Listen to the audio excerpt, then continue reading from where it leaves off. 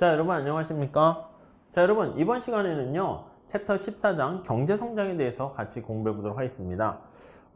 지금까지 우리가 공부했던 거는 약간 경기 변동, 단기적인 측면에서 생각을 했다 하면은요, 우리가 이제 장기적으로 봤을 때 어떻게 해야지 경제가 성장하는가, 그거에 대해서 한번 살펴보도록 하겠습니다. 여러분, 어떤 나라는 빠르게 경제가 성장하고 어떤 나라는 그렇지 않은데, 이렇게 경제 성장의 어떤 요인과 관련된 그 원천, 이유가 뭘까요? 그리고 경제 성장과 관련된 몇 가지 정형화된 사실, 이런 것들을 우리가 살펴봅니다. 중요한 거는요, 이런 것들은 시험 문제거리는 아니고, 경제 성장의 원인과 관련해서 성장 회계, 그로스 어카운팅이라는 표현을 씁니다. 경제 성장의 원천이 뭐냐? 그게 이제 중요하게 되는 것이고요. 그리고 이제 경제 성장과 관련된 모형을 보게 될 텐데, 어떤 경제 성장의 원천에 해당하는 변수가 외생적으로 결정되는 것을 외생적 성장 모형 이론 해가지고요, 솔로 성장 모형 이론 이렇게 얘기하고요. 그리고 경제 성장 모형이 솔로 모형일 때는요, 앞서가는 애는 성장하는 속도가 좀 줄어들어요. 밑에 애들은 어떻게 되겠어요? 올라가려고 하는 데가 되게 많기 때문에 성장 속도가 좀 빠릅니다. 자, 그럼 궁극적으로 시간이 가면 이거 따라잡기 성립하는 거 아니야? 이런 생각을 할 수 있어요. 그걸 바로 경제 성장의 수렴성이다, 이렇게 얘기합니다. 그런데 현실에서 보면 이 수렴성이 성립하지 않는 걸로 나오게 됩니다. 그러다 보니까 솔로 경제 성장 모형이 한계를 보이게 되고요. 그래서 등장하게 된 게 바로 내생적 성장 모형 이론이다 라고 생각을 하시면 되겠습니다. 아셨죠? 네, 그렇게 순서대로 보시면 되겠습니다. 자, 먼저 우리 교재를 가보시면 경제성장의 어떤 요인과 정형화된 사실에 대해서 볼 겁니다. 경제성장이란 뭐냐? 이코노믹 그로스 이렇게 얘기하면 총체적인 생산 수준이라고 할 수 있는 게 실질 GDP라고 보시면 돼요. 이 GDP가 지속적으로 이제 상승하는 것을 우리가 바로 경제성장이다, 이렇게 얘기합니다. 1인당 실질 GDP로 측정한 생활 수준이 지속적인 향상을 보여야지 이게 바로 경제성장이다, 이렇게 얘기를 할 수가 있고요.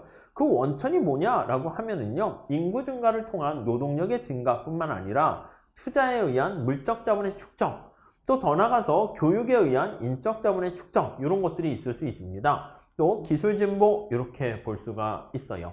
무슨 말씀인지 아시겠죠? 그래서 우리가 소득 수준이 지속적으로 증가하게 되는 그런 현상을 얘기하는 건데, 요거는 기본적으로 우리가 생산함수를 보시면 돼. 그래서 생산함수 y가 a 이렇게 있고요. 뒤에 다시 할 겁니다. 그 다음에 l과 k 이렇게 보시면 되겠어요.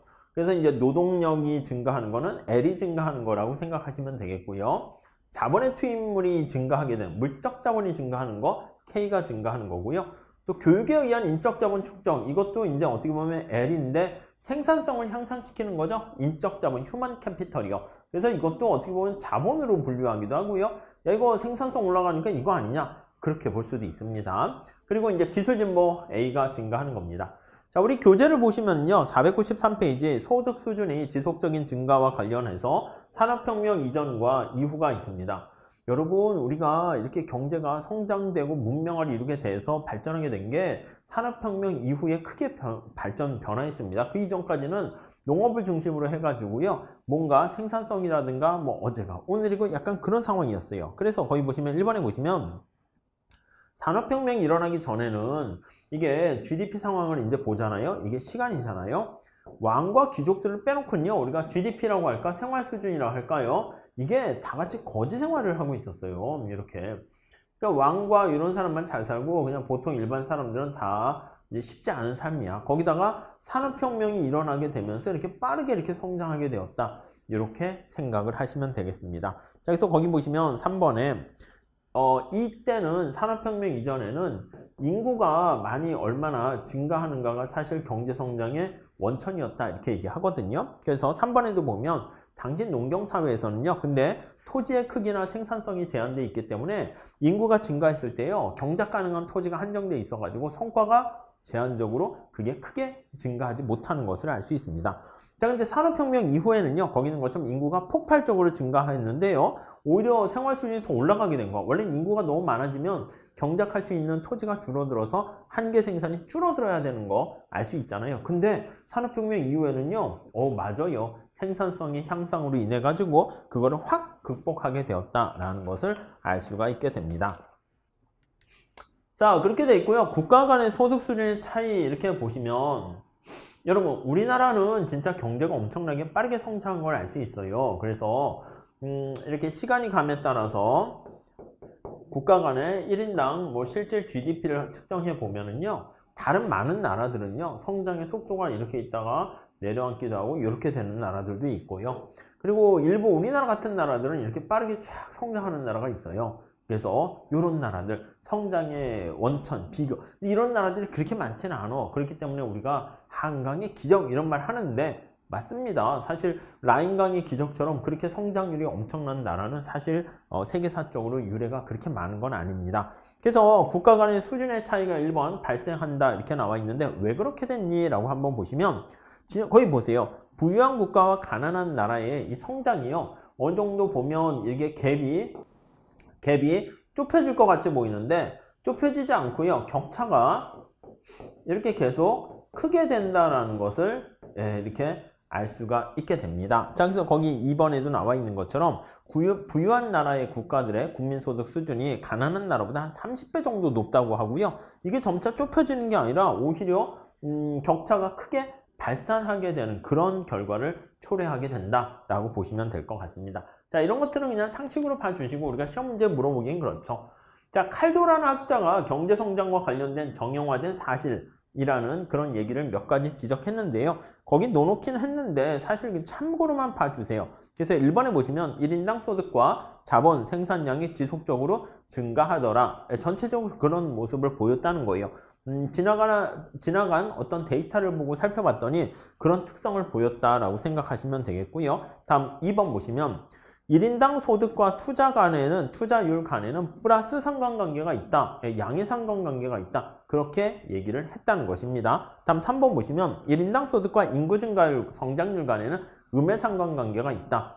그런 결과를 발견해냈고요. 네 번째는요. 산업혁명부터 1950년까지 국가별 1인당 소득 수준이 차이가 점차 수렴되는 게 아니라 점차 더 커지고 있다는 거 알 수가 있고요. 다음 5번 보시면 1인당 소득과 경제 성장률과의 관계는 아무런 관계가 없더라. 그러니까 1인당 소득이 높은 나라일수록 성장률이 더 빠르거나 또 그런 건 아니더라. 다음에 6번 또 국가 간의 생산성 증가율에는 또 차이가 크고요. 그래서 격차가 또 많이 벌어지나 봐요. 7번 자본 수익률과 자본 계수가 또 대체적으로 일정한 모습을 보였고 총소득 중에서 그리고 노동과 자본 소득이 가져가는 게 대체로 일정했다. 그런 식으로 얘기합니다. 요거는 책에 있는 걸로 우리가 대신하고요. 넘어가도록 하겠습니다.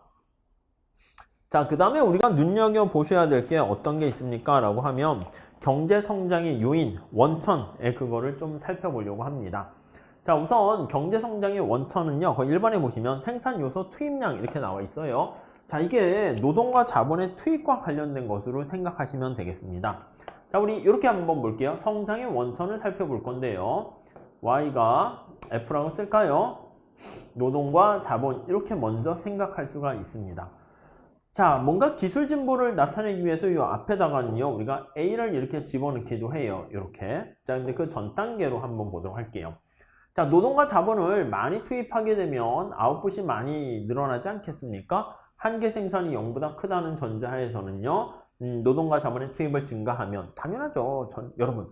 아니, 시험에 합격해서 점수를 올리기 위해서는요, 공부 절대량을 늘려야 돼요. 물론 이제 어느 정도 올라가게 되면 효율적으로 어떻게 공부하는가 그건 중요한데 처음 출발 자체는 그렇습니다. 1번에 보시면 생산 요소 투입량이 증가하면 총 생산은 증가한다. 근데 한계 생산은 체감적으로 증가한다. 그러니까 노동의 한계 생산이 0보다 커요. 이거이지만 자, 이거 뜻이 뭐예요? 맞아요. 노동의 한계 생산은 체감한다. 이렇게 보시면 될 것 같습니다. 네, 이렇게 봐주시고요. 다음에 2번 볼게요.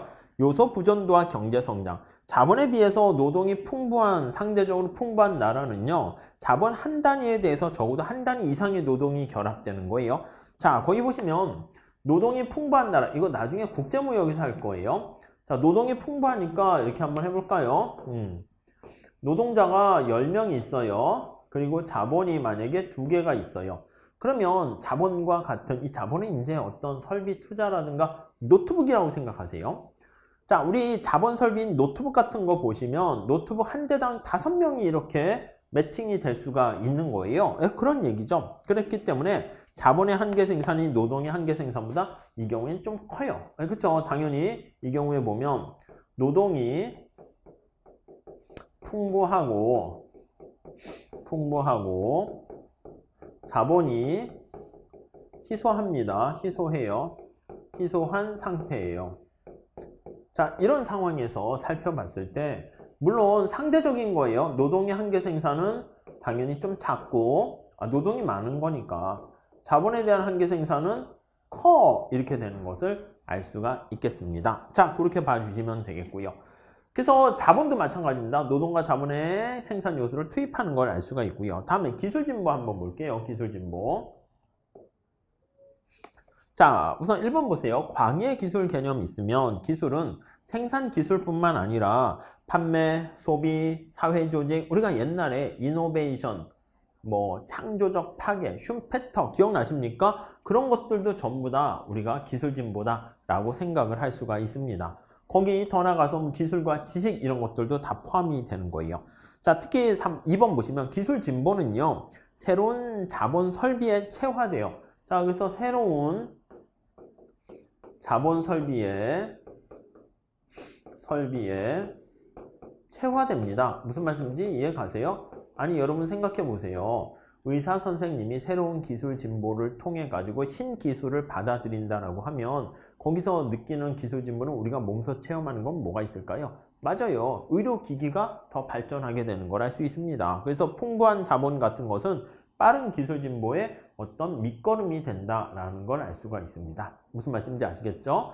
자, 그 다음에 이제 외연적 성장과 내연적 성장 이렇게 나와 있는데 경제 성장할 때 여기 나와 있는 노동과 자본 이거 양적인 투입을 하게 되는 경우가 외연적 성장이다 라고 생각하시면 되겠어요. 근데 이거는 좀 어느 정도 한계가 있지 않습니까? 값싼 노동과 자본을 양적으로 투입하게 되는 거야. 그래서 어느 정도 갔을 때는요, 내연적 성장 비슷하게 경제 성장과 관련한 뭔가 생산성을 높여야 됩니다.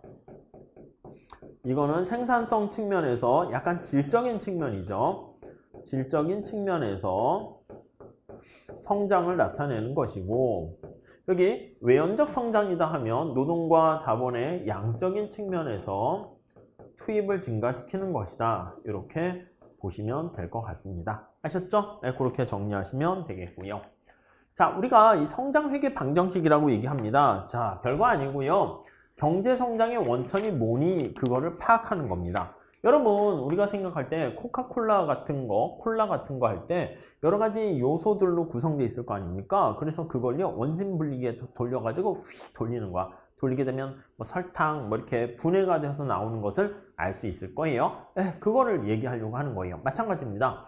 이게 국민소득이라고 하는 경제성장 총생산함수를 살펴봤을 땐 앞에서 말씀드린 것처럼 경제성장의 원천을 이게 노동과 자본이 있고 이 A가 바로 뭐냐면 노동과 자본 이외에 나머지 기타예요. 그래서 A가 우리가 노동과 자본 이외에 L과 K 이외에 기타적인 부분에 해당하는 게 여기에 들어간다 라고 생각하시면 되겠습니다.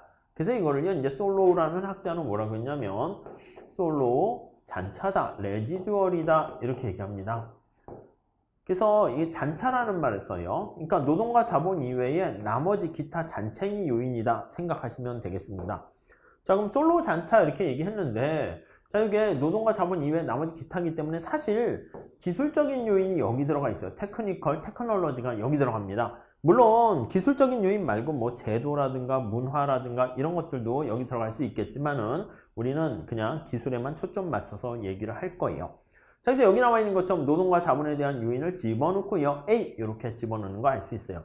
이거를요, 우리가 로그를 씌워가지고요, 시간으로 자연 로그를 씌운 다음에 시간으로 미분을 하게 되면은 요거는 이제 약간 보론에 좀 넣어놓긴 했는데요. 그냥 기계적으로 머릿속에 암기하셔도 될 것 같습니다. 이게 곱하기는 더하기가 되는 거예요. 그래서 여기 나와 있는 Y 생산량의 요거 증가율 이렇게 돼 있고요. 요거 이제 분해하게 되면 A의 증가율 해가지고 이렇게 나타내고요. 이 기술이 증가하는 겁니다. 그리고 요거 미분하게 되는 거니까 알파가 내려가요. 알파가 이제 가중치 역할을 하게 되고요. 자본의 증가율, 노동의 증가율 이렇게 되는 거 알 수가 있습니다. 이거 퍼센트지로 이렇게 나타낸 거 우리가 또 확인할 수가 있겠어요. 이해하시겠습니까? 그래서 이 성장 회계다라고 하면은 위에 나와 있는 생산함수를 통해 가지고 이렇게 성장의 원천이 무엇인가 그거를 우리가 확인을 하게 되는 겁니다. 자, 그랬을 때 여기 보시면은 요 알파 있잖아, 알파. 여기 보시면 알파가 우리 콥더글라스 생산함수 되는 거죠. 자본 위에 붙어 있는 거잖아요. 우리 교재를 가보시면은요, 거기 2번 나와 있습니다. 알파는 총소득 중에서 자본소득 분배율을 나타내는 거야. 자, 알파 요거 보시면 전체 총소득 중에서 자본이 얼마나 뭘 가져가냐 해서 자본소득과 관련된 분배율, 그걸 나타낸다 라고 생각을 하시면 될 것 같고요. 네, 이해 가시겠죠? 1-알파는 뭐야? 맞아요. 총소득 중에서 노동소득 분배율 이렇게 되는 거 우리가 확인할 수 있겠습니다. 네, 그래서 3번 보시면 성장회계다라고 하면 경제성장에 기여하는 여러 가지 요소들을 우리가 끄집어내서 우리가 살펴보게 되는 거 알 수 있어요. 거기 뭐 얘가 나와 있는데 참고로 봐주시면 되겠습니다. 자, 그래서 요 총요소 생산성이라는 것은 바로 뭐냐면 우리가 앞에서 말씀드린 요거 있잖아요. 여기 A가 잔차라고 말씀드렸죠. 이거 잔챙이. 이걸 바로 총요소 생산성이라고 그래요. 왜냐하면 A가 증가하게 되면요. 노동과 자본에 대한 생산성 자체가 올라가게 되는 거잖아요. 자, 그래서 총요소 생산성 이렇게 나와 있습니다. 1번 보세요. 노동과 자본 투입 이외에 경제 성장에 기여하는 기술 아니면 또 뭐라고 있습니까? 산업구조. 그쵸? 산업구조가 뭐 4차 산업혁명을 이뤘는데 그 산업구조를 따라가느냐, 전통적인 산업구조를 따라가느냐, 그거에 따라 다르고, 다음 경제 여러 가지 시스템이라든가 제도 이런 것도 거기 포함된다라고 보시면 될 것 같습니다. 자, 그리고 거기 보시면 2번 보시면 자본과 노동의 생산성에 공통적으로 영향을 미친다라는, 그래서 총요소 생산성 이렇게 얘기합니다. 자, 그 다음에 이제 인적 자본과 경제 성장 이렇게 나와 있어요. 최근에는요, 노동은 노동인데요. 여기서 얘기하는 노동이라는 거 있잖아요. 여기 한번 보세요. 이게 노동은 노동인데, 이 노동이 단순한 그냥 우리가, 노동해서 서비스를 제공하는 거라고도 할 수 있는데, 뭔가 기술이 이렇게 접목된 노동자가 있어요. 기술이 몸에 인바디드 된, 체화된 노동자가 있을 수 있는데, 이러한 노동자를 무슨 노동자라고 합니까? 주로 이제 지식이 체화된 거예요. 기술, 지식, 학습을 받은 거예요. 학습. 이렇게 받은 이런 노동자를요, 우리가 무슨 노동자라고 합니까? 라고 하면요, 이게 바로 휴먼 캐피털이다. 이렇게 얘기합니다.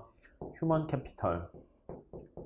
네, 아시겠죠? 그래서 거기 보시면요, 자본, 노동, 총요소 생산성 이외에 인적 자본에 투자를 한 교육 수준이 그 나라의 생활 수준을 결정하는 주요한 요인이 된다라고 지적을 하게 됩니다. 그래서 인적 자본이 포함된 생산함수로 그렇게 바꾸게 되는데 거기까지는 안 하셔도 될 거예요. 그냥 거기 보시면 L 자체를 QH 이렇게 만든 거예요. 여기 보시면 Y는 Z 이렇게 있고요. 그 다음에 K에 알파 이렇게 있는데 여기서 L이잖아.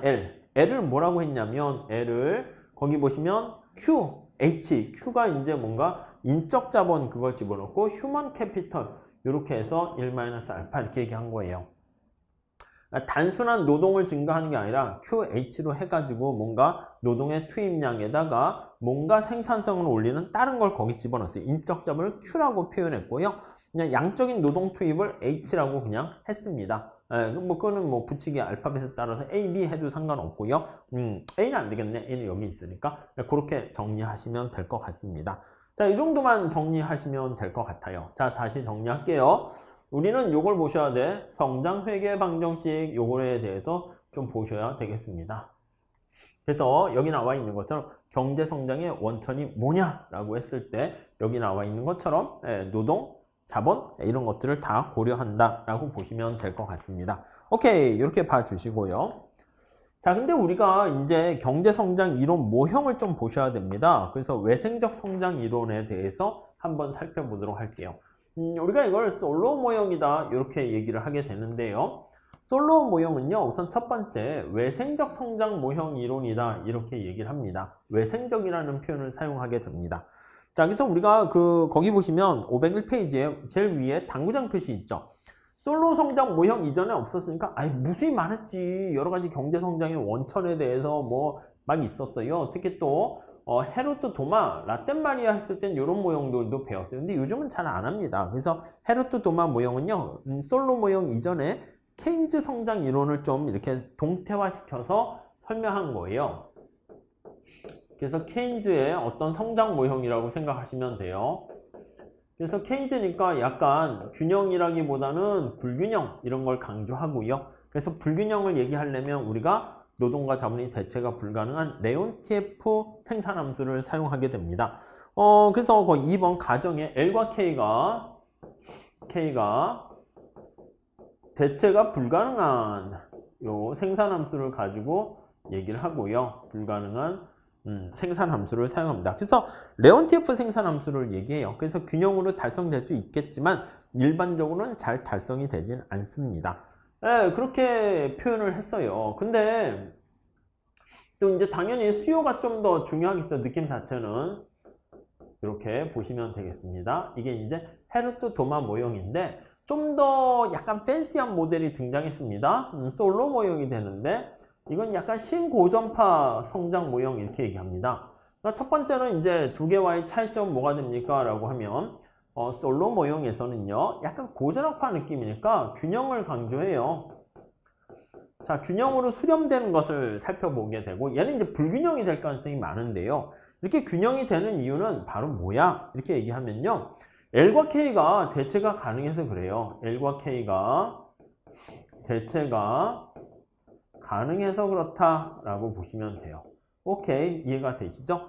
네, 그런 게 바로 신고전학파 성장 모형이고요. 느낌 자체가 수요보다는 좀 공급에 초점이 맞춰 있어요. 공급에 초점을 맞춘 약간 균형 성장 모형이다. 이렇게 보시면 돼요. 근데 이제 요것보다는 그러니까 옛날엔 이걸 공부한 거는 솔로 모형을 부각시키기 위해서 이걸 좀 공부했는데 앞으로는 이게 외생적이 아니라 그 뒤에 보시면 내생적 성장 모형 이론 이렇게 요걸 볼 거거든요. 내생적. 얘는 그러니까 외생적이야. 앞에 제목이 있듯이 외생적 성장 모형입니다. 그래서 우리는 얘를 또 이제 살펴보기 위해서 얘랑 얘를 비교해야 되는 거니까 아듀 해서 안녕 이렇게 해서 잘 다루진 않습니다. 그래서 거기 소개는 살짝 얘기했는데 살짝 솔로 모형서부터 보면 돼요. 솔로 모형은 1번 보시면 자본주의 경제를 안정적인 성장 경로로 이끄는 어떤 내재적인 힘이 존재한다라고 보는 거예요. 그 내재적인 힘이 뭡니까 하면요. 요겁니다. 노동과 자본을 서로 대체할 수 있다는 게 굉장히 중요한 거예요. L과 K가 대체 가능하기 때문에 조정이 가능하다 이렇게 생각하시면 되겠습니다. 그리고 또 하나는요. 솔로 모형에서는요. 이렇게 균형으로 가게 되는 가장 큰 또 이유가 뭡니까? 라고 하면은요. 거기 3번에 보시면 한계수학 체감의 법칙이 작동합니다.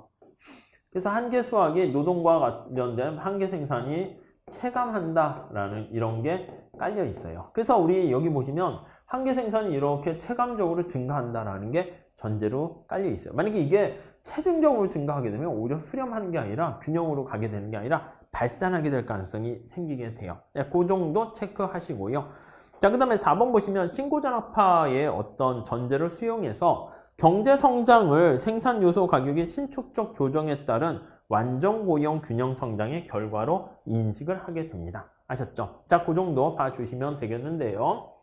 자, 우선 내용을 한번 좀 체크해 보시면은요. 우선 자본이 어떻게 축적되냐 그걸 좀 보려고 합니다. 자, 솔로 모형의 생산함수 보시면 이거 생산함수를 표현하는 거예요.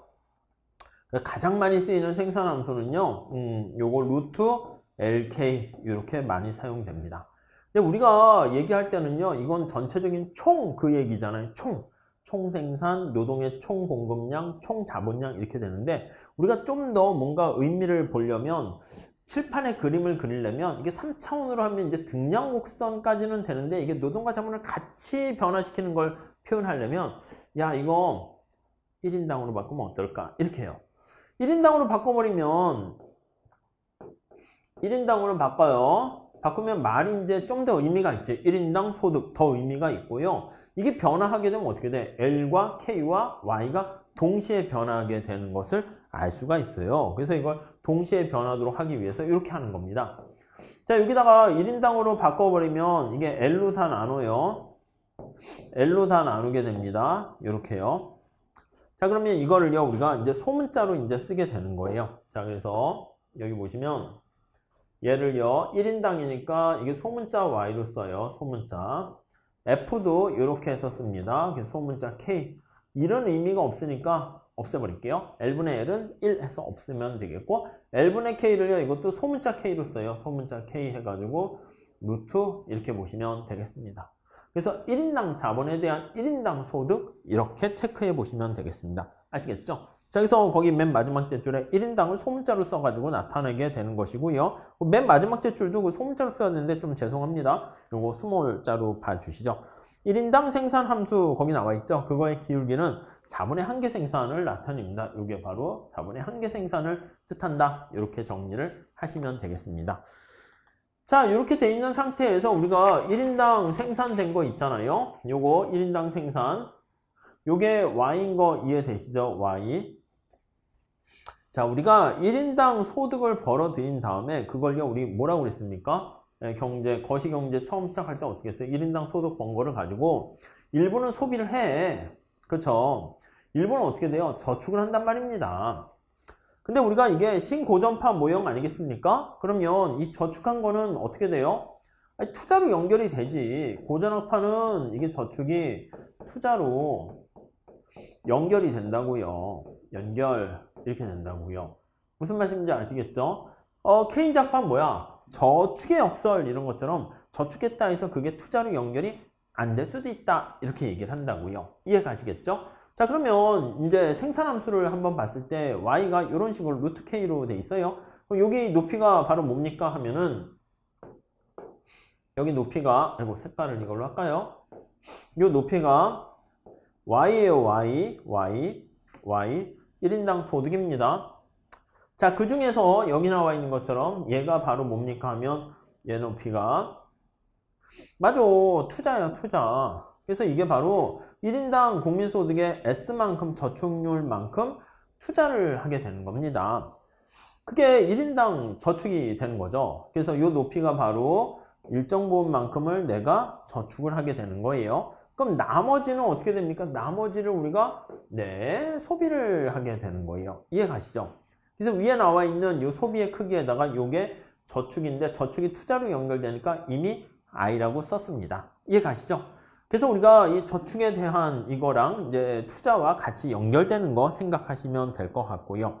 자, 뭐 그 정도 정리하시면 될 것 같아요. 펜 해서 보시죠. 자, 그래서 거기 보시면 생산과 마찬가지로 소비도 투자도 1인당으로 표현을 하게 되고요. 정보 부분이 없다라고 가정하게 되면 1인당 생산물의 수요는 Y는 C 더하기 S. 여기서 말하는 거는 C 더하기 I 이렇게 쓸 수가 있겠죠. 1인당 소득은 1인당 소비 더하기 1인당 투자 이렇게 쓸 수 있습니다. 자, 그럼 2번 볼게요. 1인당 소비는 거기 나와 있는 것처럼 어떻게 써요? 1인당 소비는 내가 1- 이 저축률이야. 그래서 Y만큼 이렇게 저축을 하게 된다는 거 우리가 확인할 수가 있게 되고요. 이 C가 그거죠. 그래서 거기 보시면 케인즈 가종을 수용한 거야. 저축 성향은 0과 1 사이 이렇게 있습니다. 그리고 3번에 보세요. 투자와 저축은 일치해서 총 수요와 총 공급은 같게 된다. 지금 이게 S와 I가 일치했다라는 거 지금 앞에서 쓰긴 했는데 이게 같이 같게 연결된다. 이렇게 보시면 돼요. 그래서 얘를 여기다가 I로 쓰게 되었고요. 자, 그 다음 3번 다시 보시면 총 수요와 총 저축은 항상 균형이 이루어지게 됩니다. 오케이. 자, 그래서 이거는 이제 고전학파를 수용했다. 이렇게 보시면 되겠습니다. 4번 볼게요. 매 시기마다 총 수요와 총 공급은 일정하다라고 일치한다고 가정하고요. 시간이 지남에 따라 생산량이 얼마나 증가하는가 감소하는가가 핵심이 된다라고 보시면 될 것 같습니다. 자, 이 그림 한번 잘 체크해서 봐주시면 될 것 같습니다. 자, 이제 준비가 됐고요. 그 다음에 거기 보시면은 5번 내용 똑같아요. 6번 보세요. 1인당 투자는 그게 바로 저축과 똑같게 됩니다. 이 투자 저축과 똑같은데 저축은 얼마나 한다고? 이렇게 되네요. 따라서 위에 거 다시 하면 거기 나와 있는 것처럼 1인당 투자는 전체 Y의 1인당 소득의 일정 부분만큼 저축률만큼 이거 저축률이에요. 저축률만큼 투자로 연결된다 라고 보시면 될 것 같습니다. 자, 따라서 소비는 어떻게 된다? 소비는 나중에 좀 써먹을 건데 이 소비는 요거 C는 다시 어떻게 돼요? C는 거기 요 그대로 읽으시면 돼요. 전체 1인당 소득 Y에서 빼기 요거 뺀 거죠. 요거 뺀 거. 그래서 S, F, K 이렇게 뺀 거 보시면 될 것 같습니다. 지금 똑같은 거를요. 이것저것 그냥 계속 반복해서 식을 써놓고 있어요. 자, 그러면 이제 1인당 자본이 어떻게 축적됩니까? 라는 걸 한번 생각을 해 볼게요. 거기 밑에 보시면 총 자본의 축적 이렇게 나와 있어요. 총 자본의 축적은 자, 거기 한번 해석을 해 볼게요. 자, 우리가 얼마를 투자를 했어. 이게 자본에 얼마나 시간이 가면 이 점을 찍으면요. 여기 나와 있는 것처럼 이 K를요. 시간으로 미분을 한 거예요. 아시겠어요? 시간으로 미분한 거야. 그러니까 이게 무슨 말씀이냐면 이렇게 보시면 돼요. 이게 수평축이 시간이야. 시간이고요. 이 K가 자본이 이렇게 얼마나 증가하는 상태라고 볼게요. 이게 뭐 올라가거나 내려가거나 할 수 있겠지. 그랬을 때 우리가 늘상 얘기하는 것처럼 여기 시간이 한 단위 증가했을 때 델타 T라고 쓸까요? 이렇게 되는 거 델타 K. 이제 조금만큼 변하니까 D 이렇게 쓰는 게 되는 거죠. 자, 그래서 우리가 이것도 이제 귀찮아가지고 자꾸 쓰기가 귀찮으니까 약속을 해서요. 점을 찍기도 합니다. 그래서 시간이 감에 따라서 그러니까 우리가 보통 우리 그 조르겐슨의 자본의 사용자 비용 같은 투자, 신고전학과 투자 모형 했을 때 어떻게 됩니까? 델타 K가 요거 얼마나 증가하니 그게 투자 이렇게 얘기했잖아요. 그러니까 우리가 이 K는 자본 축적 저량이고요. 델타 K가 이렇게 증가하는 것을 여기 나와 있는 것처럼 투자 이렇게 표현을 했었습니다. 엄밀하게 표현을 하게 되면 이게 이제 시간이 감에 따라서 K가 얼마나 증가했는가 그렇게 되는 거죠. 자, 그래서 우선 여기 보시면 K라는 투자고요. 그 다음에 요거 어떻게 돼요? 그쵸? 이 델타라는 요게 있잖아요. 요게 이제 바로 뭐냐면 이게 K에 대한 감가상각을 나타내는 거예요. 그래서 이거는 감가상각분을 나타내요. 그래서 이게 마모가 되는 거죠. 마모, 소멸이 되는 것을 알 수가 있습니다. 자, 그러면 앞서 살펴본 것처럼 자, 여기 보시면 투자는 이게 전체 국민소득에서 여기 나와 있는 것처럼 저축률만큼 곱해준 게 투자가 되는 것이고요. 얘는 그냥 이렇게 다시 감가상각 써준 거 알 수가 있습니다. 그래서 우리가 국민소득에다가 저축률을 곱해주고요. 그 다음에 거기다가 감가상각을 뺀 나머지가 총 자본 축적 이렇게 됩니다. 자, 근데 우리가 앞에서 뭐라고 얘기했냐면 이거 얘기할 때는요, 우리가 1인당으로 표현해서 우리가 이제 관심을 갖고 얘기를 했었어요. 그럼 요거를 1인당이니까 L로 나눠줍니다. 1인당. 그래서 이게 스몰 소문자로 쓴 거예요. 1인당이기 때문에. 그럼 요거 보시면 이것도 소문자로 쓴 거예요. 그래서 소문자로 쓰게 된 것이고, 요것도 다 K를 소문자로 쓰게 된 거예요. 자, 그랬을 때 인구가 증가하는 부분이 여기 이제 들어오게 됩니다. 자, 그래서요, 우리가 쭉 이렇게 나타내면, 자, 이 그림으로 보시면 좀 더 편해요. 그림으로. 거기 보시면 이제 결론 이렇게 나와 있는 건데, 이 결론 자체를 머릿속에 암기하셔도 되고요. 우리가 이제 그림으로 살짝 한번 봐주도록 하시죠. 자, 여기가 이제 자본이 되고요. 1인당 자본, 1인당 소득, 이렇게 돼 있습니다. 자, 그런데 이제 앞에서 본 것처럼 이게 전체, 이제 Y가 있는 거야, Y. FK 이렇게 돼 있고요. 이거는 큰 관심사가 없어요. 여기서 이제 우리가 1인당 자본이 어떻게 축적되니? 라고 하면은요. 이게 바로 SFK라니까요.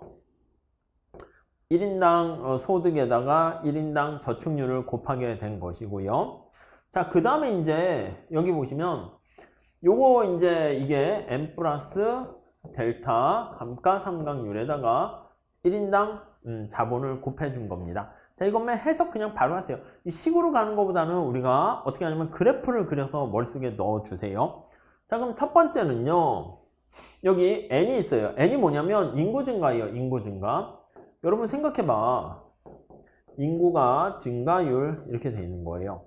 여러분 생각을 한번 해보세요. 무슨 말씀이냐면 사람들이 많아지게 되면 직원을 많이 뽑게 되면 컴퓨터 같은 것도 더 많아져야 되지 않습니까? 그렇잖아. 10명의 직원이 있었을 때 컴퓨터가 10개 있었어요. 근데 만약에 사람이 많아지면 그 사람들한테 컴퓨터를 제공해 주지 않으면 뭐 어디서 어떻게 일을 하라고, 야, 네 돈 주고 컴퓨터 사? 이건 좀 그렇잖아. 그렇기 때문에 인구가 많아지게 되면 그만큼 자본이 더 필요로 하는 거예요.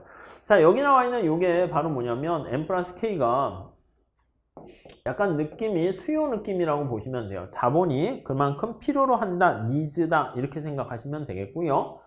반면에 여기 나와 있는 이거 있죠.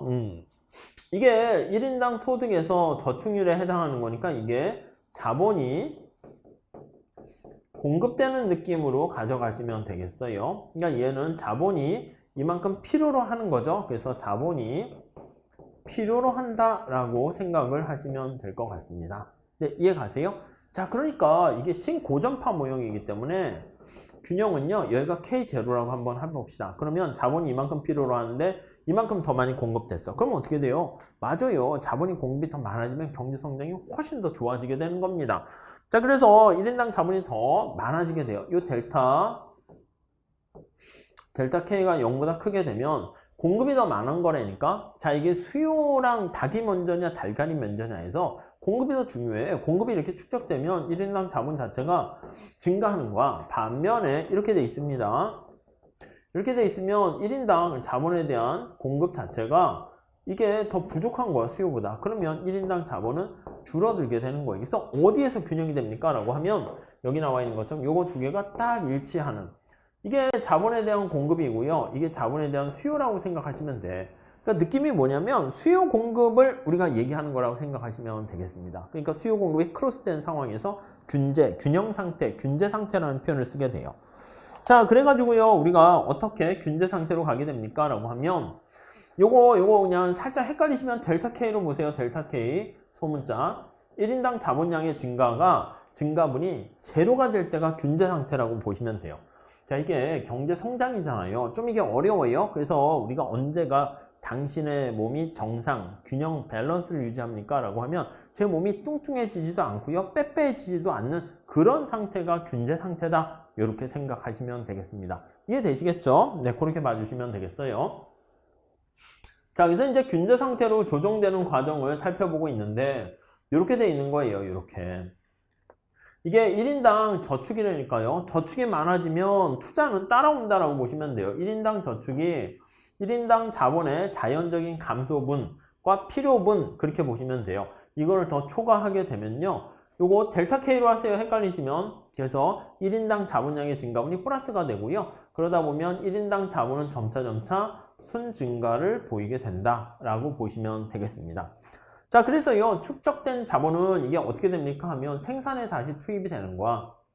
생산에 투입이 되고, 그렇게 되면 자본이 축적된 게 생산에 투입되면서 산출물은 더욱더 증가하게 되고, 산출물이 증가하면서 다시 또 저축률만큼 해서 저축이 또 증가하게 되고, 선순환이 발생하는 거죠. 다시 또 자본이 축적되고요. 이렇게 자본이 축적되면은 다시 생산량이 증가하고 이게 반복되는 겁니다. 근데 문제는 뭐냐면 자본이 자꾸 축적돼서 추가되는데 솔로 모형의 한계죠. 요거 이제 중요한 거지. 그러나 자본의 한계 생산이 점차 감소하게 돼서 소득의 증가가 점차 둔화가 되고 그 다음 저축의 증가분도 점차 감소하게 되고 그 다음 어느 순간 멈추게 됩니다. 그래서 1인당 자본이 어느 정도 증가하다가 제로로 멈추게 되면 그때가 바로 균형 상태, 균제 상태 이렇게 된다라고 생각하시면 되겠어요. 그걸 이제 그래프로 나타나면 이렇게 되는 거예요. 자, 이게 자본의 공급이라고 보시면 되겠어요. 자본의 느낌의 공급이라고 생각하시면 되겠고 이게 이제 1인당 자본에 대한 이만큼 마모와 감가상각과 더불어서 인구가 증가해서 필요로 하는 필요 수요라고 생각하시면 되겠습니다. 처음에는 여기서부터 이만큼 되는 거야. 자본의 공급, 투자가 이루어진 거죠. 이만큼 투자가 필요한 것보다 더 많이 이루어지게 되면 이만큼 국민소득이 증가한다니까요. 그래서 점점점 이렇게 증가했다가 다음 여기 상황에서도 보면은 이만큼 더 많은 거 아니겠습니까? 그럼 이만큼 또 소득이 증가해요. 그래서 점점점점 증가하다가 또 더 나가서요. 여기 보시면 이만큼 또 증가하는 거야. 이렇게 자꾸 증가하다가 여기서 멈추게 되는 거 알 수가 있어요. 여기가 멈추게 되면은요.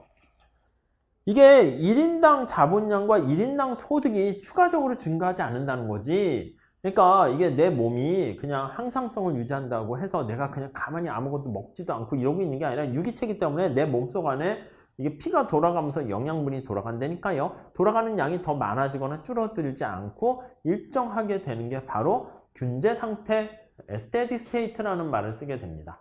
아시겠죠? 그래서 그 표현만 잘 좀 체크해 두시면 되겠습니다. 그래서 이 균제 상태에서는요, 바로 뭡니까 하면 스테디 스테이트라는 말, 그냥 균형 상태라고 보시면 돼요. 균형 성장 경로라는 말을 쓰게 되는데, 자본과 소득 자체가 인구 증가율과 같이 일정한 비율로 증가하는 경우를 나타냅니다. 자, 무슨 말씀이냐면, 아니 생각해봐. 애기들은 좀 가분수 같은 경우가 많은데 이제 어느 정도 애가 커지면 팔, 다리, 몸 이렇게 돼 있는 거 알 수가 있어요. 성인이 되면요, 어떻게 이게 좀 비율이 일정하게 증가해야 되지 않습니까? 이게 이제 균형 상태로 성장 경로를 보이게 되는 것을 알 수가 있죠. 만약에 이렇게 성장하지 않고 어떤 애가 만약에 이렇게 성장했어. 이거는 엄청 크고 팔다리 이렇게 되면 이게 뭐야? 이거 불균형 아닙니까? 불균형? 예, 불균형이지. 슬프단 말이야. 오, 내가 왜 이렇게 성장하지? 이렇게 된다고. 그러니까 우리가 균형 성장 경로라는 것은 바로 뭘 나타냅니까? 이거예요, 이거.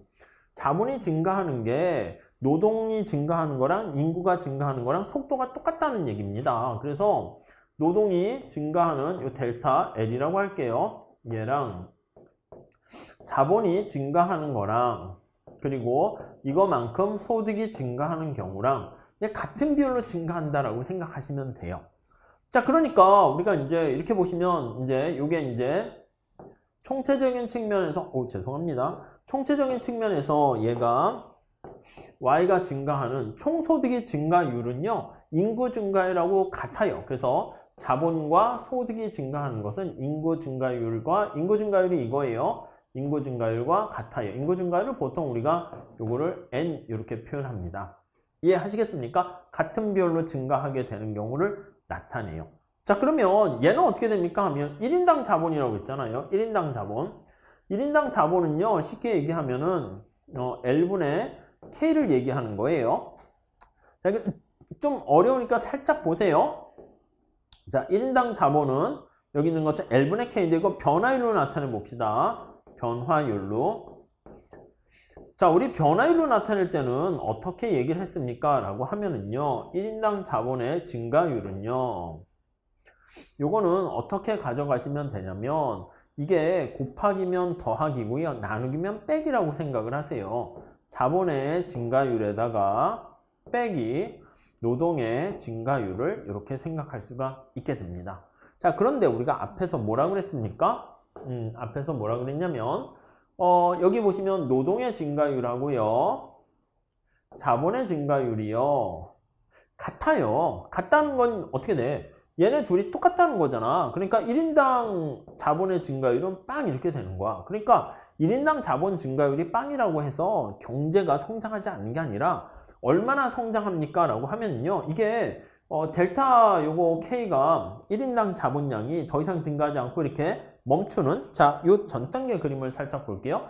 요 상태에 머무르게 되면 델타 K가 증가하는 게 없는 거, 이게 딱 멈추게 되는 그런 상태가 이제 균제 상태가 되는 거죠. 딱 멈추고 더 이상 팽창하지 않고 쭈그러들지도 않고 딱 일정하게 됐는데 그 안에서는 계속 도는 거야. 항상성으로. 그게 바로 균제 상태다라고 보시면 되겠어요. 자, 그러니까 여기 보시면 1인당 소득 증가율은 여기 나와 있는 인구 증가율과 똑같이 자본 증가율도 인구 증가율과 똑같이 되는 상황입니다. 그래서 1인당 자본뿐만 아니라 1인당 소득이 더 이상 증가하지 않는, 여기까지만 잘 보셔도 오케이 될 것 같습니다. 아셨죠? 네. 그렇게 보시면 되겠어요. 소득도 마찬가지입니다. 소득도 어떻게 돼요? 이렇게 할까요? 얘도 L분의 Y인 거 이해되시죠? 이렇게. 이거 어떻게 돼요? 이거. 증가율은 어떻게 됩니까? 하면 1인당 소득의 증가율은 역시 어떻게 돼요? 빵! 이렇게 돼요. 왜냐면 소득의 증가율과 인구 증가율은 같기 때문에 그렇게 되는 것이죠. 자, 그래서 요거 잘 보세요. 경제 성장 수준이 되면은요, 이게 성장이 멈추는 게 아니라 경제 전체 자본과 소득은 인구 증가율만큼 증가한다. 거기까지만 좀 잘 봐주셨으면 제가 봤을 때는 뭐 그냥 어느 정도 소기의 목적을 달성했다 이렇게 볼 수 있겠어요.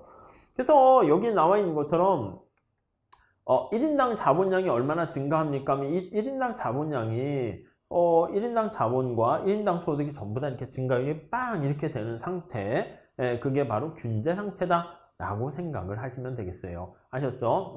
그래서 여기 보시면 이게 다 빵이 되는 거죠. 왜냐면 이게 소득의 증가율이 여기 나와 있는 것처럼 자본의 증가율이 여기 나와 있는 것처럼 인구 증가율과 똑같기 때문에 그래요. 그래서 여기 나와 있는 요거 있죠, 요거 잘 좀 체크해서 보시면 오케이 될 것 같습니다. 머릿속으로 암기하시기보다는 균제 상태 뜻이 뭔가 그거 좀 잘 체크해 보시면 돼요. 자, 요거는요 균제 상태에 도달하는 상태를 우리가 예시로 제가 한번 넣어놨는데 한번 가볍게 한번 봐주시죠. 처음에 출발 자체가 이렇게 생산함수로 이렇게 담겨져 있어요. 생산량의 30%를 저축하고 자본량의 또 10%가 감가상각돼서 달아 없어지게 되는 겁니다. 여기 나와 있는 델타가 0.1 이렇게 해놨고요. 인구 증가율은 빵으로 했습니다. 이거 뭐 정해진 건 아니고 인구 증가율이 빵 이렇게 돼 있고요. 1인당 자본은 그냥 4단위에서 시작한다 할게요. 이제 균제 상태가 어딘지 모르니까 그냥 어느 한 점을 잡아서 거기서 이제 쫙 numerical 이렇게 계산적으로 이렇게 막 해서 계산을 하는 거예요. 자, 이거 1인당으로 표현한 거 아시죠? 스몰 y로 하게 되면 여기 L과 1은 없어지고 스몰 k 있으니까 스몰 k 이렇게 돼 있는 거 알 수가 있습니다. 자, 그래서 우리가 이건 이제 보통 계산 문제로도 나올 수는 있는데 1인당 자본, 1인당 소득 이런 식으로 돼 있고 우리가 알고자 하는 것은 1인당 자본이 어떻게 축적됩니까? 하면 S 여기 보시면 루트 K SFK인데 요게 되는 거죠. S가 얼마라고 했습니까? 0.3이라고 그랬어요. 저축률이. 그러면 얘는 0.3 루트 K 이렇게 돼 있고요. 자, 그 다음에 1인당 자본이 얼마나 필요로 합니까? 하면요. 이렇게 됐어요. 이거는 M 플러스 델타 K. 여기서 N은 뭐라고 했습니까? N은 빵. 빵. 이해가시죠? 델타는 0.1, 그러니까 0.1 K 이렇게 되는 겁니다. 그래서 균제 상태는 여기가 되는 거예요. 점점점점점 이렇게. 자, 이렇게 균제 상태가 여기서 이루어지기 때문에 얘는 어떻게 됩니까? 라고 하면은 요거 두 개가 같을 때를 나타내요. 그래서 델타 K는 점을 찍어도 됩니다. 그렇게 되면 여기 나와 있는 S, FK 이렇게 쓸게요. 빼기 N 플러스 델타 K가 같을 때다 라고 생각을 하시면 되겠습니다. 이해 가시겠죠? 그럼 이제 위에 나와 있는 것처럼 얘가 이제 빵이 되는 거야. 그러면 여기니까 0.3 루트 K 마이너스 여기 0.1 K 이렇게 돼서 K 값을 푸시면 돼요. 근데 이렇게 K 값을 풀었을 때가 균제 상태 1인당 자본량이 되는 건데 이거를요 우리가 보통 이렇게 숫자를 4서부터 이제 집어넣는 거야. 4일 때가 어떻게 되는가 이걸 찾아내려고 합니다. 자, 그랬을 때 보면 이제 4는 여기에서 시작되는 거예요. 그러면 이렇게 결정이 될 거예요. 자, 색깔을 다른 걸로 할게요. 이렇게 되는 거니까 1인당 필요로 하는 자본에 대한 니즈보다 공급이 훨씬 더 많게 되는 것을 알 수가 있게 됩니다. 그래서 쭉쭉쭉 값을 집어넣었더니 여기요 투자되는 게 여기 이제 I가 이만큼이 투자가 되는 거죠. 여기 델타 K는 요거예요. 지금 델타 K 요거 인구 증가율이 빵이니까 더 높아서 1인당 자본량이 0.2로 증가하는 거예요. 요 차이만큼이 델타 K가 0.2로 0보다 크다 이렇게 보시면 돼요. 자, 그러면 이만큼이 추가적으로 증가해서 자본이 이만큼 추가적으로 증가되었고 그래서 다시 또 이걸 쭈루루루 계산하면 또 역시 0.19 조금 감소합니다. 감소하는데 점차 더해져요. 더해지다가 나중에 보면 이제 빵으로 더 이상 증가하는 게 없어 델타 K가. 그럼 그때가 바로 균제 상태가 되는 겁니다. 그때 자본량이 어떻게 됩니까? 여기 보시면 1인당 자본량이 9 하니까 요거가 뭐 9 이렇게 되는 거 알 수가 있게 되겠습니다. 아셨습니까? 네, 그렇게 정리하시면 돼요. 그러니까 요거 두 개 갖게 놓고 푸시면 9 이렇게 되는 거 우리가 확인할 수가 있을 거예요. 네, 그거를 살짝 이렇게 식으로 해서 값을 집어넣어 가지고 계산한 거니까 참고로 보시면 되겠어요. 자, 균제 상태가 이렇게 됐다는 거 그것만 우선 잘 생각하시면 그걸로 충분한데요. 거기서 조금만 더 할게요. 자, 여러분 만약에 저축률이 증가했다라고 하면 이게 어떤 일이 발생할까요? 한번 보세요. 자, 그러면 여기는 우리가 인구 증가율하고 감가상각률이니까 저축률과 관련 없죠. 저축률은 여기 S 있어요. S1에서 S2 이렇게 증가한 거예요. 그럼 균제 상태가 여기에요, 여기. 여기가 되는 것이고 A점. 그때 K1 이렇게 돼 있다가 저축률이 올라가. 물론 1인당 국민소득은 여긴 표현 안 했어요. 근데 만약에 표현한다 해볼까요? 그러면 여기에다가 이게 또 있는 거야. Y는 요거 FK 요게 있는 거예요. 그러면 K1일 때 소득은 점점점점 해서 여기가 되는 거지. 여기가 되면 점점점점 돼서 여기가 Y1이에요. 이거는 뭐 우리의 관심사는 아니어서 우선 뺐어요. 자, 근데 저축률이 이렇게 증가하면 여기 B점이 여기에 이제 도달하게 됩니다. B점이 가게 되면 1인당 자본량은 증가하게 되고요. 1인당 소득도 증가해. 아니, 저축을 더 많이 하잖아. 더 많이 쏟아붓잖아. 그럼 당연히 우리가 1인당 소득 수준과 이게 다 올라가. 그래서 올라가서 여기서 올라가면 여기까지 올라갑니다. 여기까지 올라가서 여기 Y2 해서 이게 올라가요. 올라가. 무슨 말씀인지 아시겠죠?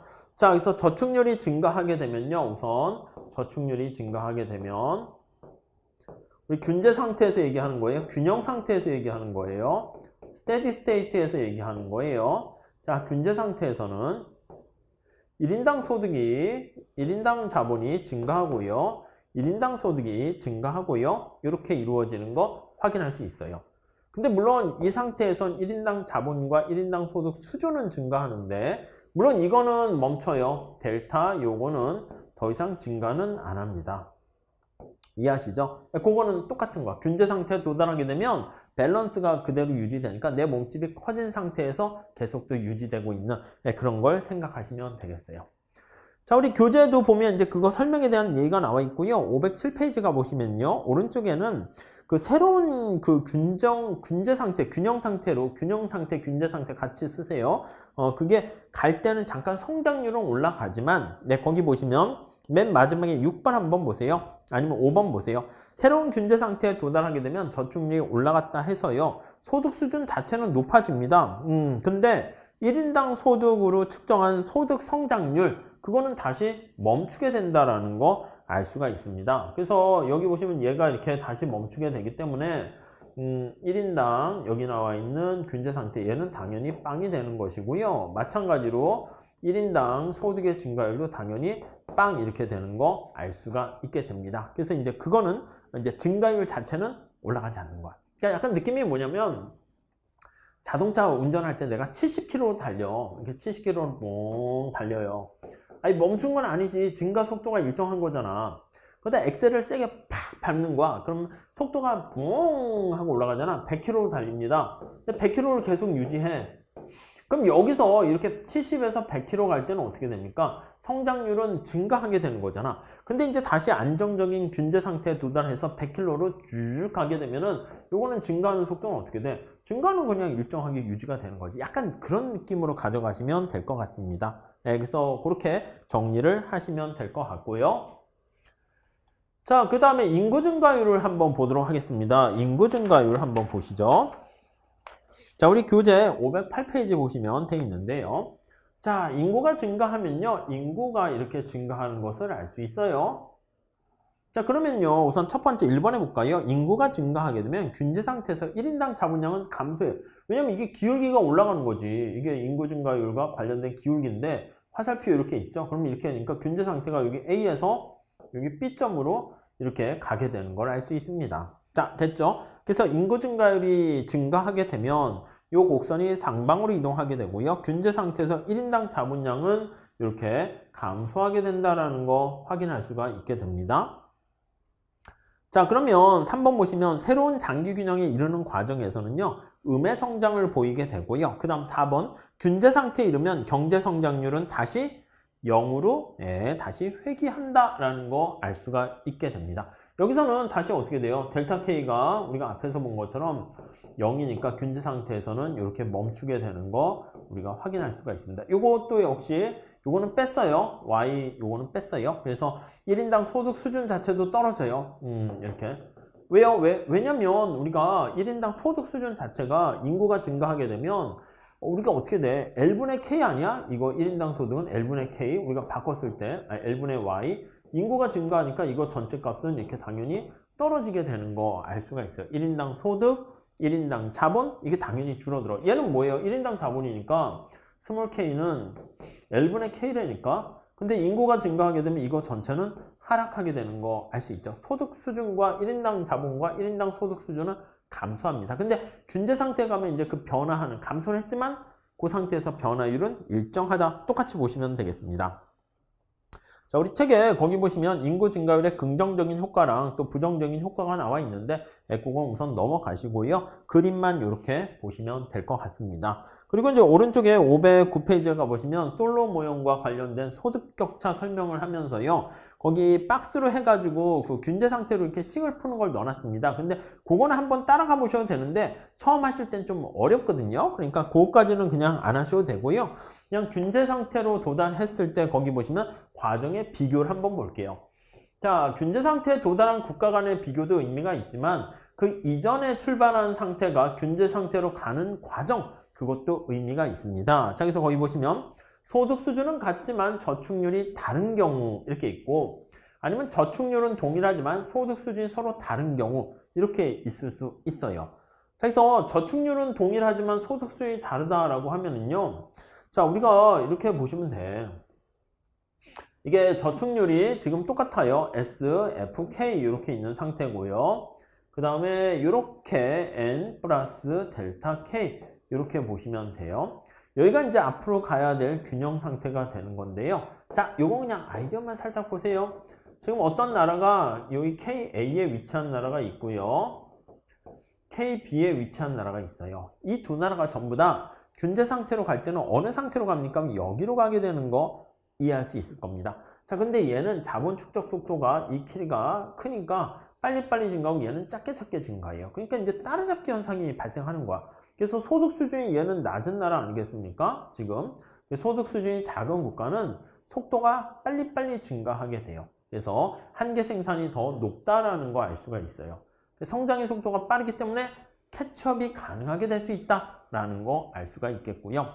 그 다음에 만약에 소득은 지금 똑같은데 저축률이 다른 나라, 이건 이제 안 할게요. 근데 그림 그리면 어떻게 될까요? 그림 그리면 소득 수준은 똑같아. 소득 수준은 똑같은데 이렇게 있고 이렇게 있는 상태인데요. 저축률이 다르잖아요. 그래서 소득 수준은 똑같은 하나의 점으로 나타내시면 될 것 같습니다. 근데 여기 나와 있는 것처럼 저축률이 다르기 때문에 이렇게 두 다른 나라를 하나 그려주시면 되겠어요. 그래서 다른 나라를 보게 되면 당연히 여기 나와 있는 것처럼 저축과 투자를 빠르게 증가시키는, 저축률이 높은 나라죠. 얘가 높은 나라, 낮은 나라, FK까지 넣으면, 그럼 당연히 여기 나와 있는 것처럼 저축률이 높은 나라가 여기 나와 있는 것처럼 성장률이 더 높고, 그래서 1인당 소득도 더 크게 갈 수 있다라는. 왜냐면 요거 차이가 우리가 어떻게 보면 델타 K인데 델타 K가 차이가 나는 거 알 수 있잖아요. 그래서 이걸 뭐 문제로 막 물어보긴 그런데 한 3번 정도 먼저 좀 잘 체크해서 이해되시면 제가 봤을 때는 뭐 충분하다 이렇게 보시면 될 것 같습니다. 자, 우리가 이제 조금 더 보셔야 될 게 뭐냐면 1인당 소득 수준, 1인당 균제 상태 이런 걸 봤는데 우리의 궁극적인 행복은 무엇입니까? 라고 하면 자본 축적의 황금률이다 라고 하면은요, 여러분 저축을 왜 합니까? 경제 성장을 왜 합니까? 행복해지기 위해서죠. 행복이라는 게 뭐예요? 소비를 통해서 우리가 행복을 누린다 이렇게 보시면 돼요. 여가, 소비 이렇게. 그래서 이 황금률이라는 것은 우리가 1인당 누릴 수 있는 소비가 극대가 된 상태 이렇게 보시면 되겠어요. 자, 그래서 거기 보시면 개념과 도출 나와 있는데 여러 가지 균제 상태가 있는데 그 균제 상태에서 어떤 균제 상태가 가장 행복하냐? 그쵸? 제 몸이 뚱뚱해가지고 균형을 유지할 수도 있고요. 홀짝해서 균형을 유지할 수 있고요. 그냥 적당하게 이렇게 균형을 유지할 수 있어요. 그 중에 당신의 몸 상태는 지금 균제, 더 뚱뚱해지지 않고 더 빼빼지지 않는 상태인데 어떤 상태가 바람직하냐? 그거를 얘기할 수 있는 거예요. 무슨 말씀인지 아시겠죠?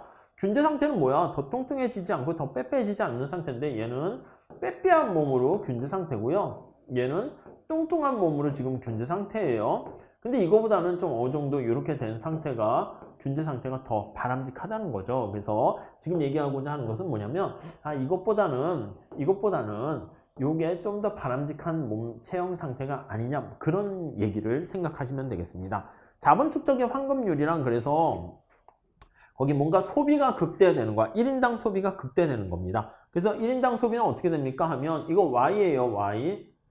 우리가 전체 벌어들인 거에서 이게 이제 어떻게 보면 소진하게 된 거야. 이게 써버린 거예요. 이게 두 개가 같을 때야. 여기 한번 볼까요? 우리가 앞서 그림을 그린 적이 있었는데 요거 한번 잘 봐보세요.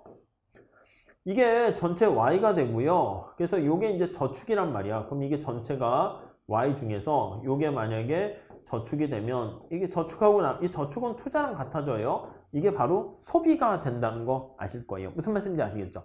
그러니까 1인당 소비는 어떻게 결정됩니까? 라고 하면 요게 1인당 소비라고. 요거 다시 보시면 요게 지금 1인당 소비를 나타내는 거라고요. 이해되시죠? 그러니까 여기로 따지면요. 여기랑 여기를 뺀 나머지가 사실은 1인당 소비가 된다라고 보시면 되겠습니다. 그럼 다양한 균제 상태에서 언제 1인당 소비가 극대됩니까? 할 때는요. 여기 나와 있는 것처럼 이 거리가 가장 긴, 근데 요거 접선의 기울기가 요거랑 요거 두 개가 요거 두 개 만나는 데가 균제 상태니까 그 상태가 가장 커지는 거 알 수 있어요. 이 갭이 가장 커집니다. 이해되십니까? 자, 만약에 여기 나와 있는 것처럼 이게 이렇게 합시다. 여기가 만약에 이제 균제 상태 저축률이 결정됐다 할게요. 여기요. 그럼 어떻게 돼요? 그럼 균제 상태 여기란 말이에요. 그럼 여기는 가만히 보면 이 길이가 이 빨간 색깔 길이보다는 더 작다는 거 알 수 있죠. 그래서 우리가 이제 생각하는 거야. 어떻게 하면 이게 가장 커집니까? 라고 하면은요. 아하, 여기 나와 있는 것처럼 기울기 동일 나와 있죠. 그래서 요거 생산함수에 대한 요거 접선의 기울기. 이게 바로 여기 보시면 요거 생산함수를 한번 미분한 거예요.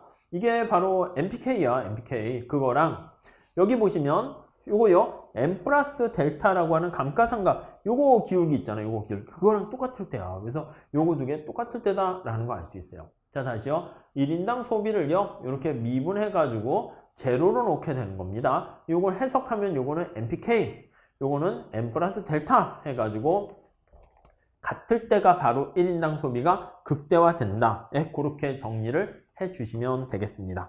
자, 이거를요. 우리가 또 식으로 해가지고 살짝 보시면 황금률로 도달하는 과정을 여기다 표현을 해놨습니다. 그래서 언제 1인당 소비가 극대됩니까? 그럼 여기 빵에서요. 점차 증가하다가 2.5가 이제 가장 커져요. 가장 커지고 여기 보시면 요거요. MPK와 인구 증가율이 지금 우리는 앞에서 빵이라고 했죠. 그러니까 여기 보시면 N 플러스 델타 이게 델타로 지금 가정한 거야. 그래서 요거 이게 이제 같아질 때가 바로 극대되는구나 라는 것을 1인당 소비가 극대되는구나 라는 것을 알 수가 있게 됩니다. 아셨죠? 여기서 그거 살짝 보시면 될 것 같아요. 그때 저축률이 지금 0.5가 되는 상황이구나 라는 것도 우리가 체크할 수가 있게 되겠습니다. 자, 그런 정도를 좀 봐주시고요. 그 다음 이제 우리 교재 보시면 512페이지에는 거기 황금률 상태로 전환 이렇게 해서 나와 있는데 과다자본과 과소자본 이건 조금 약간 어려워요. 그래서 살짝 점프하도록 할게요. 그래서 나중에 좀 필요할 것 같으면 조금 다시 특강을 하거나 설명할 텐데 지금까지는 여기까지도 많은 양을 잘 해온 것이니까 이 정도까지 보셨으면 좋겠습니다. 다음에 우리가 하나 보실 게 이제 기술진보야, 기술진보. 근데 이 기술진보가 일시적인 기술진보가 있고 지속적인 기술진보가 있습니다. 여러분, 기술진보가 한 번만 뭔가 뿅 하고 기술진보가 되면 그거는요, 경제성장률이 인구 증가율을 넘어서서 뭔가 효과가 뿅 하고 나타나요. 아니, 여러분들이 뭐 시험 공부를 해. 내가 무슨 공기업을 취업하려고 시험 공부를 하는데 뭔가 팁을 얻었어. 야, 이번 시험에 이게 나왔대. 그 팁을 얻어가지고 뿅 해서 시험에 합격했는데 그건 어떻게 돼? 그때만 우리가 효과를 얻을 수 있다니까? 우리가 이제 뭐 필살기 있잖아. 오락 같은 거 하다 보면 찬스 이렇게 써가지고 쓰는 거는요. 한번 일회적인 찬스면요. 한번 효과가 나왔다가 다시 그게 뿅 하고 사라진다고. 무슨 말씀인지 아시겠죠? 근데 그게 아니라 어떤 찬스가 지속적으로 발생하는 거야. 내가 뿅 하고 찬스 썼어. 그래서 이제 시험에 붙었어. 근데 다시 공기업에 들어갔어. 아니면 어떤 회사에 들어갔어. 근데 거기 들어갔는데 다시 또 그 안에 가면 또 시험 봐요. 그러니까 우리가 제대로 자기 실력으로 해가지고 뭔가 시험 공부를 해서 극복하는 능력, 힘을 기르지 못하면 언젠가는 뽀록이 나게 돼 있어요. 그러니까 그 다음에도 찬스에서 이렇게 찬스에서 올라갔어요. 찬스에 올라가고 이게 계속적인 찬스를 쓸 수 있으면 모르겠지. 근데 그게 아니면 다시 삐용 하고 사라지게 됩니다.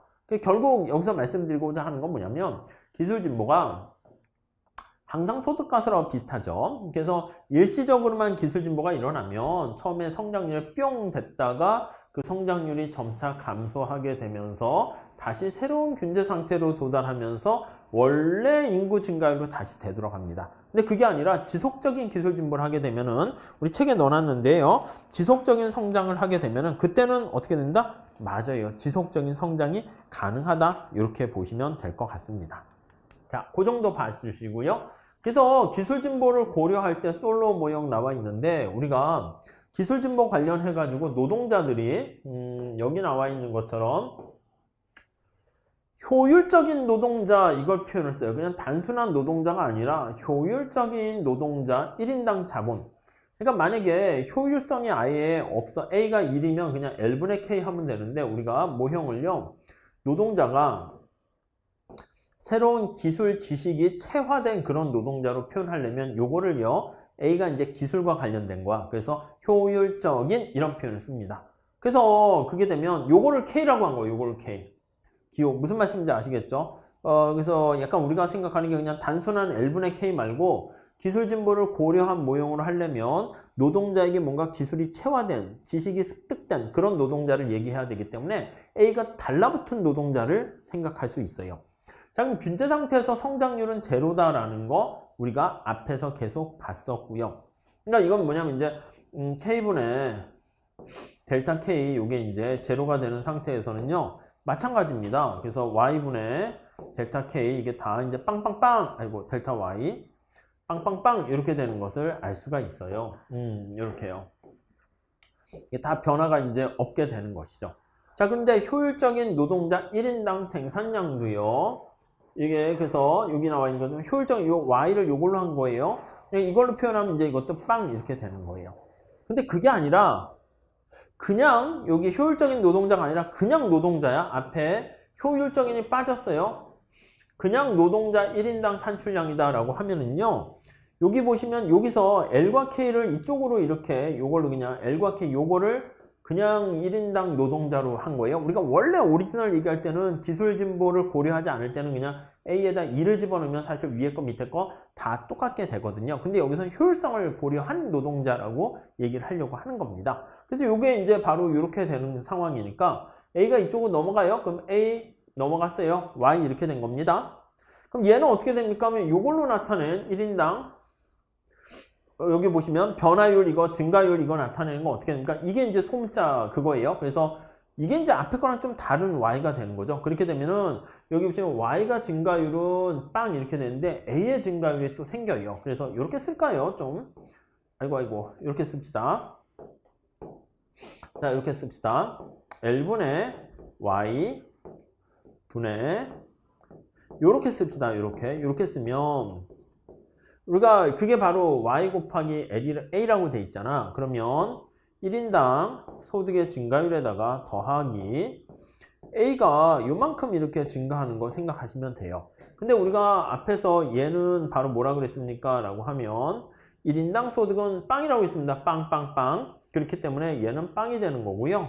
그런데 여기 보시면 여기 이제 앞에 거 얘기한 걸로 표현되면은 그 다음 여기 A가 붙었으니까 A가 이제 G만큼 이렇게 증가하게 돼서 얘가 G만큼 증가한다. 이렇게 보시면 되겠어요. 총 생산량은 어떻게 됩니까? 하면 1인당 말고 총 생산이니까 L이 이쪽으로 넘어가요. 그럼 Y가 이렇게 되는 거죠. 그럼 총 생산은 이게 Y가 델타 Y 이렇게 되면 이거 우리 했었죠. 이게 다 변화율로 표현하게 되면 Y분의 델타 Y 그 다음에 A분의 델타 A 더하기 L분의 델타 L. 그랬을 때 얘는 빵이라고 했습니다. 얘는 빵이고 그럼 얘는 뭐라고요? 얘를 G라고 그러고 얘를 인구 증가율이니까 N 이렇게 하면은 N 플러스 G 이렇게 돼요. 그러니까 요거는 조금 어려울 수 있어요. 어려울 수 있으니까 조금 익숙하신 분들은 좀 봐주시고 여기까지 하시면 좋긴 하고요. 그 전 단계까지 해가지고 뭐 저축률이 변할 때, 인구 증가율이 변할 때 그 정도를 좀 봐주시면 제가 봤을 때는 얼추 충분하지 않을까 하는 생각을 해봅니다. 아셨죠? 조금 요거 힘들 수는 있을 것 같습니다. 자, 이렇게 해가지고요. 우리가 경제성장의 원천, 성장 회계 그거 우리 잘 보시고 솔로 모형에 대한 기본적인 얘기랑 균제 상태를 말씀드렸어요. 그래서 그거는 시험에 자주 출제되니까 여러분들 제가 우리가 뉴메리컬하게 그 엑셀 표 비슷하게 해가지고 변화하는 거 말씀드렸잖아요. 그걸 좀 생각하시면서 증가율이 제로가 된다라는 의미, 그걸 좀 생각하시면서 정리를 해주시면 좋겠습니다. 자, 이렇게 정리하시고요. 다음 시간에는 솔로 모형 이후에 등장하는 내생적 성장 이론, 그거의 토픽을 중심으로 맞춰가지고 좀 더 설명드리도록 하겠습니다. 감사합니다.